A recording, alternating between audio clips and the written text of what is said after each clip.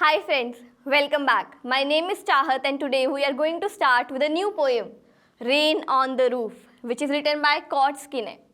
So before starting the poem, let's get to the introduction. The title of the poem, Rain on the Roof, suggests that the poem is about the rain. हमें title से क्या पता चलता है poem किसके बारे में? Rain के बारे में, बारिश.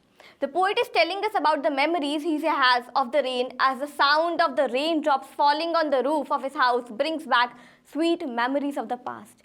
हमें पोएम में क्या पता चलता है, जो पोएट है उसके जब छत पर बारिश की बूंदें गिरती हैं तो उसे अपने पास्ट की कुछ खट्टी मीठी सी यादें याद आती हैं.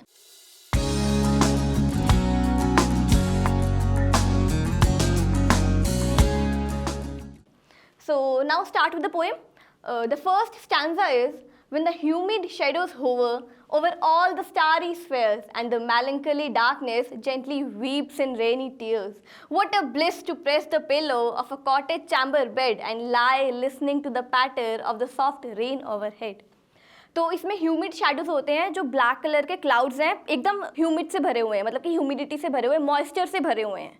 ब्लैक कलर के क्लाउड्स जिनसे बहुत ज़्यादा बरसात होने वाली है. Over all the starry spheres का मतलब है हमें स्टार्स के बारे में इसने इंडिकेट किया गया है. And the melancholy darkness, melancholy का मतलब होता है सैड, जो अंधेरा है बहुत ही सैडनेस को डिपिक्ट कर रहा है. जेंटली वीप्स इन रेनी टीयर्स, मतलब कि जो शेडोज होवर थे, होवर का मतलब होता है मूव अराउंड कर रहे हैं. ह्यूमिड शेडोज होवर, जो काले बादल है वो all over the starry sky move around कर रहे हैं, और जो डार्कनेस है वो क्या डिपिक्ट कर रही है? सैडनेस. और उसके बाद जो रेन ड्रॉप्स है वो क्या डिपिक्ट कर रहे हैं? टीयर्स, कि जैसे कोई उदास इंसान रो रहा हो.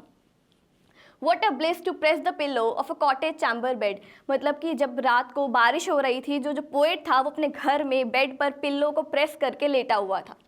And lie listening to the patter of the soft rain overhead, और ऊपर जो रेन ड्रॉप्स फॉल कर रही थी उसकी रूफ पर, उसकी मीठी मीठी सी आवाज़ सुन रहा था. The next stanza is, every tinkle on the shingles has an echo in the heart, and 1,000 dreamy fancies into busy being start, and 1,000 recollections weave their ear threads into woof as I listen to the patter of the rain upon the roof.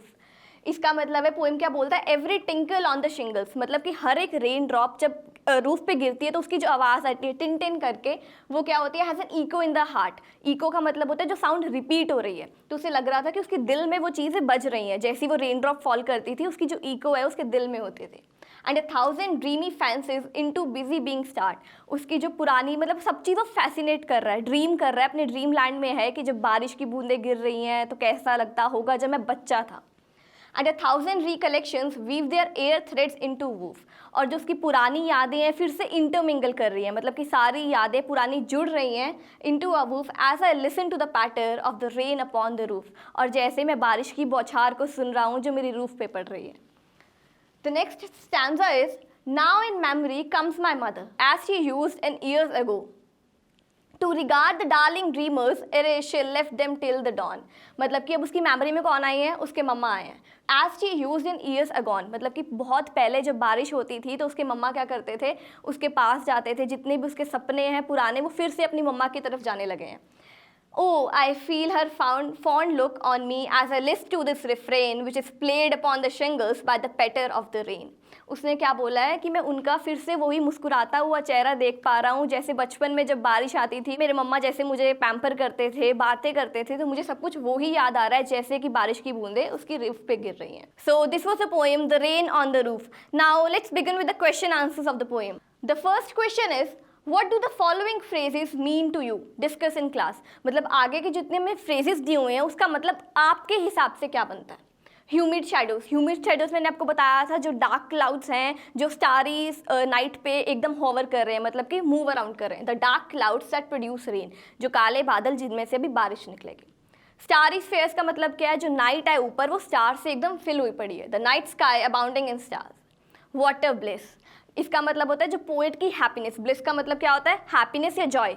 जो poet बहुत खुश है, कैसे? Poet gets into the cottage and enjoy the patter of rain upon the roof. अपने cottage में जाता है, अपने पिल्लो के अराउंड अपना हेड प्रेस करता है और बारिश की बूंदें अच्छे से सुनता है. The next part is 1,000 dreamy fancies into busy being start. इसका आंसर क्या आएगा? जो बहुत सारी इमेजिनरी थॉट्स जो अपने ड्रीम लैंड में पोइट जा चुका है, वो सारी की सारी फैंटेसीज और इमेजिनरी थॉट्स फिर से उसके मन में आ रहे हैं, that are aroused in the poet's mind. 1000 recollections weave their air threads into woof. This phrase means that numerous memories intertwine. मैंने आपको बताया था ना, उसकी जो पुरानी यादें हैं फिर से इंटरमिंगल कर रही हैं to form a beautiful picture that the poet recalls. और अपने पास की एक बहुत ही सुहानी सी पिक्चर पोइट को अब याद आ रही है. So the next question is, what is a single major memory that comes to the poet? Poet के दिमाग में एक मेजर सिंगल मेमोरी कौन सी है जो उसके दिमाग में आती है? And who are the darling dreamers he refers to? और ये डार्लिंग ड्रीमर्स कौन है जिसके बारे में पोइट ने बताया?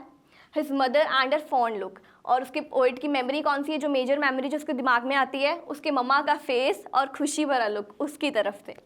द डार्लिंग ड्रीमर्स कौन है? Are the poet and his siblings in the childhood when they were lovingly put to sleep by their mother. मतलब कि जब बारिश होती थी तब रात को उसके मम्मा उसके भाई बहनों को और उसे एकदम प्यार से सुलाते थे. तो डार्लिंग ड्रीमर्स किनको बताया गया? पोएट को और उसके सिबलिंग्स को. The next question is, What does the poet like to do when it rains? जब बारिश आती है तो क्या करना पोइट को अच्छा लगता है? हमने फर्स्ट स्टैंजा में पढ़ा था ये कि पोइट को अपने चैम्बर बेड में अपने पिल्लो के अराउंड हेड प्रेस करना अच्छा लगता है और उसे बारिश की बूंदों की आवाज़ें सुनना बहुत अच्छा लगता है. Is the poet now a child? Is his mother still alive? क्या पोइट अभी भी बच्चा है और उसकी मम्मा अभी भी जिंदा है? नहीं, पोइट अब बच्चा नहीं है. Poet is adult now and his mother is not alive, क्योंकि उसे पुरानी मेमोरीज पास्ट की याद आ रही हैं जब उसकी मम्मा हुआ करते थे. So these were the question answers of the chapter the rain on the roof. We will meet you in the next video with the next chapter.